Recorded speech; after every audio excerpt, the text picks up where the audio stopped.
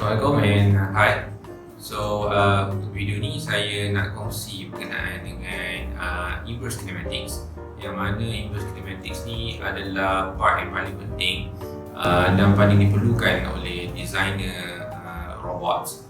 Okay, sebab inverse kinematics ni adalah translation between human understanding dengan robot mechanism understanding, especially robot yang melibatkan multi-link atau multi-link robots.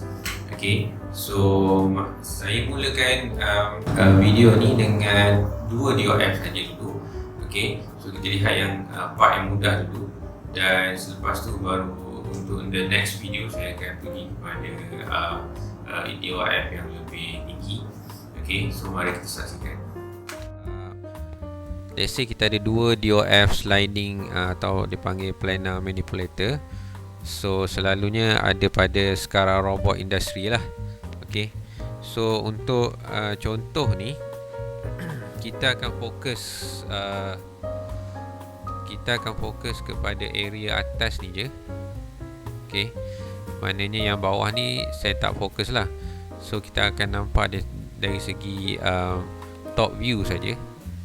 Okay, so dalam bentuk top view, let's say kita ada satu theta 1. Kita ambil yang theta 1 ni,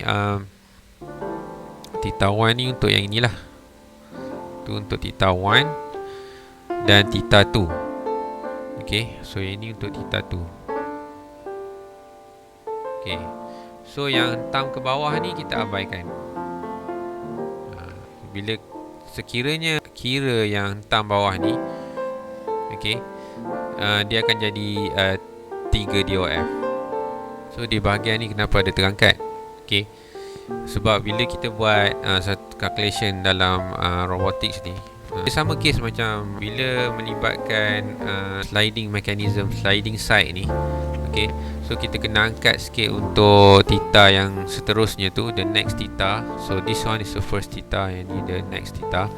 Kena angkat sikit dan kita kena tarik satu line daripada link yang previous tu, panjang sikit keluar, supaya kita dapat theta 2 untuk theta motion untuk link yang kedua ni. Okay, dan kita labelkan sebagai A, sebab saya tak tahu link di bahagian ni. So saya letak A1, A2 dan ni any factor. Okay, so first step untuk inverse kinematics ni, okay, so kita kena tentukan dulu dia punya arah, dia punya kata rotation dia. So tetap menggunakan right hand rules, dan di mana Z tu ialah ibu jari, X tu pada petunjuk, dan Y tu jari tengah. Okay, so kat sini untuk dua DOF ni, basically Z memang terkeluar daripada skrin je lah. Okay, kalau guna right hand rules tu, kita boleh dapat Y di atas, X di bawah. Dia seolah macam satu graf XY. Okay, so dekat sini kita boleh dapat theta 1 di situ. Kita tarik theta 1 daripada X dan theta 2 daripada garis dot-dot warna biru tu. Okay, dan kita kena outline objektif kita apa sebenarnya. Kita nak dapat theta. So kat sini ada dua theta, theta 1 dengan theta 2. Kita nak dapat equation theta 1, theta 2 dengan sebutan xn in factor. Okay, saya labelkan kat sini xn in factor tu sebagai 02. Okay, maknanya 0 hingga 2. So inilah boleh saya katakan projection untuk keadaan sekarang robot ni kan, iaitu x n factor dia di sini, y n factor dia kat sini. Okay, so maknanya kedudukan ni bukannya kedudukan yang fix. Kedudukan ni just untuk calculation, yang mana nanti equation tu boleh digunakan pada pelbagai kedudukan arm, bukan kedudukan yang ini saja. Okay, so apa yang kita kena buat? Okay, Bila dah tahu ni, kita kena draft geometry. Okay, dan cari dia punya trigonometry relations. Okay, sebab method ni mudah untuk dapat. Okay, so first dalam geometry ni yang saya sebut tadi ialah triangle. Okay, kita kena dapatkan satu triangle. So untuk saya, keadaan saya sekarang ni, saya dapatkan triangle pertama seperti warna hijau tu. Okay, untuk follow lecture ni better adalah tulis sikit. Okay, so first triangle ni ada warna hijau ni adalah antara dua link dan ada dia punya hypotenuse antara base join ke any factor. Okay, dan triangle yang kedua obviously kita boleh dapat antara triangle pada koordinat x, y, any factor tu. So yang tengah-tengah tu pun dikongsi hypotenuse yang sama. Okay, so dekat sini kita ada dua bentuk triangle. Okay, so ada lagi pembahagian yang boleh kita buat, iaitu dalam triangle yang kedua tu, yang warna purple tu, kat situ kita boleh buat satu macam empat segi kat situ. Okay, so kita dapat theta satu, dia panggil sudut simetri. Dan ini sudut ni sama dengan sudut di sini sebab kita tarik daripada pusat yang sama. Okay, so sebarang sudut segitiga di sepanjang line dot-dot biru ni adalah pada theta 1 jika base dia adalah selari dengan yang asal ni. Okay, macam case ni selari dengan X lah. So kat sini kita boleh dapat theta 1 dan atas ni theta 2. Kita boleh mark kat situ. Okay, dan di sini juga saya dapat satu lagi segitiga yang mana saya mark sini sebagai X1. Saya tak tahu apa dia value dia, saya tak tahu. Saya mark sebagai X1 dan selebihnya tu saya mark sebagai X2 sampailah XE tu. Okay, dan untuk vertical saya mark Y1 dekat separuh ni dan separuh lagi ni saya mark sebagai Y2. Saya akan cuba mark sebanyak mana yang saya boleh, sebanyak mana yang awak boleh mark, supaya awak akan nampak beberapa equation yang awak boleh keluar daripada situ. Sebab mission kita nak hasilkan equation setiap theta ni dengan sebutan x, y, any factor, dan juga mungkin ada theta yang lain dalam equation theta tersebut. Okay, kita tak mahu ada simbol-simbol lain. Yang paling maksimum nak kena ada pun value link tu, sebab value link ni dia fix. Awak bukan buat flexible link ataupun apa dipanggil generative link. Okay, yang tu dia jadi variable pula. Yang ni dia value link ni dia constant. Dia bergantung kepada datasheet robot tu, ataupun kalau awak tengah design robot sekarang, awak yang tentukan link dia panjang mana daripada satu join kepada join yang lain. So equation theta tu sepatutnya ada information link dengan variable terhadap x and y any factor saja. So itu mission kita, kena simpan dalam minda kita nak dapatkan equation macam tu. So kita akan keluarkan semua equation yang possible ada dalam gambar rajah ni. Okay, sebab tu beberapa label yang terpaksa dibuat lah. Okay, so kat sini saya boleh keluarkan x1 cos theta, x2 cos theta plus theta 2. Okay, y1 untuk sin theta 1, y2 ialah sin theta 1 plus theta 2. Okay, that's why saya buat y2 tu. Okay, so kat sini kita boleh buat keluar bahawa untuk any factor yang atas kali ni kan, so kat sini x, e, y, e ni untuk any factor, so kita boleh plus cos theta plus cos theta 1 plus theta 2 untuk X, dan sin dalam sebutan sin untuk theta 1 plus sin theta 1 plus theta 2. Okay, ini just kita nak tahu untuk equation yang n factor tu. Okay, so macam mana kita nak manipulate ni? Okay, so sebelum tu kita labelkan lah untuk phi.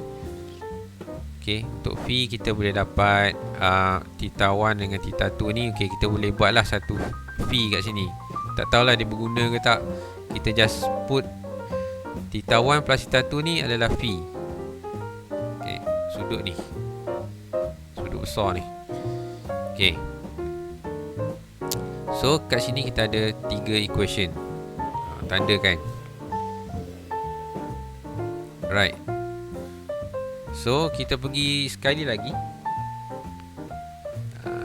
So kat sini kita boleh buat satu lagi line menegak kat sini. Okay, menegak 90 darjah. So kat sini kita boleh dapat satu lagi segitiga. Okay, segitiga tadi saya tandakan. Okay, panjang yang bawah dia, tapak dia ni ialah L1, yang ni sebagai L2. Okay, dan dia punya hypotenuse ni saya labelkan sebagai L3, yang mana ketiga-tiga ni kita boleh dapat vektor kan. So sebenarnya L3 tu adalah vektor kepada L1 dengan L2.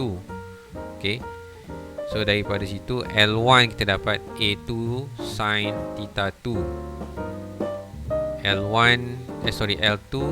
A2 sin theta 2. Okay, kenapa theta 2 ni? Sebab dia theta 2 kat sini, A2 kat sini. Sebab A2 ni jadi hypotenuse untuk segitiga dalam ni. So kita ada dua segitiga kat sini.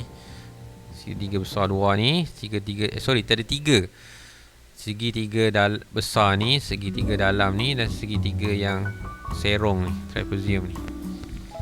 Okay, so untuk L2 ni kita boleh dapat daripada segitiga dalam ni. Okay, sin theta 2. L1 ni, sebutan L1 ni kita boleh dapat daripada theta 2 juga. Okay, yang mana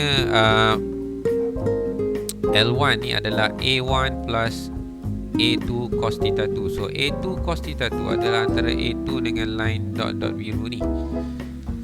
Okay, A1 di sini. Okay, so maknanya A1 plus dengan sini adalah A2 daripada pusat join yang kedua ni kepada pucuk segitiga ni adalah A2 cos theta 2. Okay, mana kita dapat L2, L1 dalam sebutan theta 2. Okay, so kita tak perlu risau dah, sebab tak ada unsur-unsur lain lah dalam setiap equation L ni. So bila kita masukkan dalam equation L3, so dia akan keluar macam ni lah. Okay, dan kita cuba selesaikan, dapat ringkaskan menggunakan cosine law. So kena ingat baliklah cosine law tu. Okay, dan selalunya untuk kes-kes macam ni kita akan pakai cosine law je lah selalunya. Okay, cosine law dengan tangent tu je.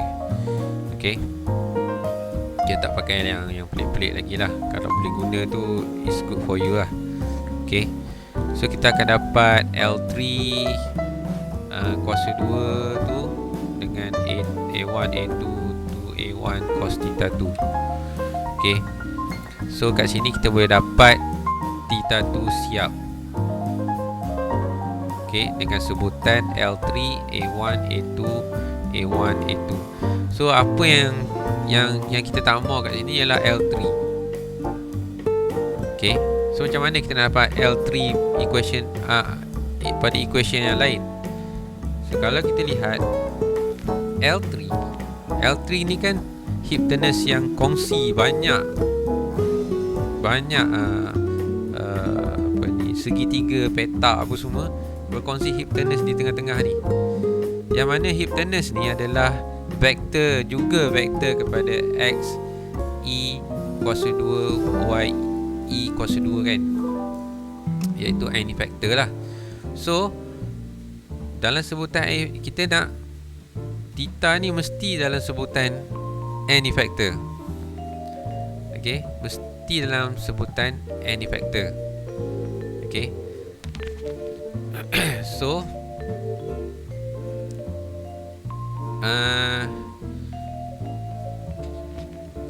dalam keadaan sekarang ni macam yang kita kena tahu ialah apakah sebutan macam mana kita nak pecah L3 tu dalam sebutan X, Y, any factor. Okay, so that's why kat sini you all boleh dapat dengan memasukkan L3 pada sebutan XE dengan YE. So kita akan dapat theta 2 dalam sebutan XEYE ataupun X02 Y02 dan value link robots. Okay, so dah dapat semua ni, maknanya dah berjaya untuk dapat equation untuk theta 2. Okay, untuk theta 1, so theta 1 ni saya lebih suka melihat dari segi tangent dalam hubungan antara theta 1, theta 2, A1, A2 dan yang kita draft iaitu L1, L2 dan L3. Okay, sebelum ni kita ada buat theta 2 tu adalah phi plus dengan theta 1. So kita boleh dapat theta 1 phi minus theta 2. Tapi keadaan segitiga yang kita draft sebelum ni agak sukar untuk kita tentukan hubungan theta 1 dengan elemen-elemen yang ada dalam draft yang kita buat pada arm 2 DOF ni. Okay, so kita buat draft baru iaitu sudut antara X, sudut antara paksi X dengan hypotenuse L3 tu. So kita boleh dapat beta kat situ, dan sudut di dalam segitiga hijau ni, so kita boleh dapat alpha di sini. Okey, dan beta antara paksi X dan hypotenuse segitiga warna hijau ni. Okey, so daripada sini kita boleh draft balik theta 1 ni adalah beta minus dengan alpha, sebab beta ni adalah sudut keseluruhan yang merangkumi alpha dan theta 1. Okey, so dari segi tangent seperti yang saya maklumkan tadi, tangent, okey, the first tangent yang kita boleh jumpa kat sini ialah untuk segitiga yang berkelip-kelip ni. Okey, segitiga ni. Okey, ini first tangent yang kita boleh create, iaitu tangent alpha. Okey, bila tangent alpha ni, so kita ada information berkenaan dengan L2 dan L1 sebelum ni. Okey, so kita boleh dapat tangent alpha ialah L2 bahagi dengan L1, yang mana L2 daripada yang kita derive sebelum ni dalam menentukan theta 2 tu. Okey, kita boleh dapat L1 seperti berikut, L2 seperti berikut. Okey, so kita masukkan dalam tangent alpha ni, so kita boleh dapat tangent alpha seperti ini. Okey, dan kita tandakan tangent alpha ni sebagai equation number 4. Okey, tanda dulu. Alright, so the next step, kita nak cari satu lagi segitiga untuk kita buat satu lagi tangent, iaitu tangent beta. So beta ni melibatkan segitiga ni. Okay, segitiga ni. So bila melibatkan segitiga ni, so dia sebenarnya adalah berkaitan dengan length untuk daripada paksi X kepada any factor dan paksi Y kepada any factor, iaitu coordination any factor. Okey, bila melibatkan coordination any factor, so tangent beta kita boleh tulis sebagai Y any factor bahagi dengan X any factor. So yang ini kita letak tepi sebagai equation number 5. So bagaimana pula daripada sini kita nak dapat theta 1? So mudah saja kat sini. Okey, kita dah ada tangent alpha, kita ada tangent beta. So hubungan antara beta and alpha ni adalah seperti equation di atas tu, iaitu theta 1 is equal to beta minus alpha. So kita boleh dapat, kalau kita buat tangent theta 1 means that kita buat tangent beta minus alpha, right? Okay, so menggunakan law of tangent, kita boleh dapat tangent beta minus alpha seperti berikut. Okay, so kita tak perlu pening dah sebab dah ada law of tangent ni. So kita guna saja dan kita masukkan. Okay, sebelum tu kita tandakan dia sebagai equation number 6. So kita masukkan equation 4 dan 5 ni ke dalam 6. So kita dapat tangent untuk beta minus alpha. Okay, so kita masuk slow-slow and then dapat simplify macam ni. So then kita boleh dapat tangent theta 1 adalah arctangent ataupun inverse tangent seperti berikut. So kita dah dapat kat situ theta 1 punya equations. Selesai. Okay, so lastly dia boleh di summarize kat sini bahawa dua DOF sliding planar manipulator ni kita boleh dapat theta 1 seperti berikut dan theta 2 dia seperti berikut.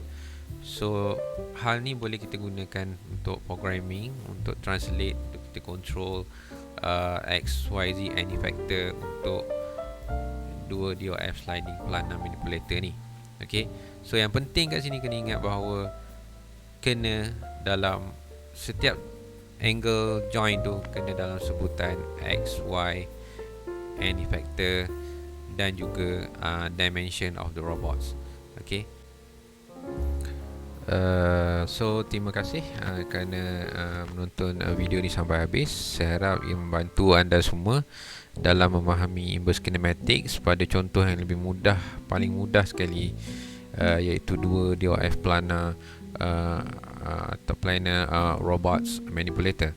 Okay, so saksikan video yang seterusnya untuk DOF yang lebih tinggi dan sedikit kesukaran.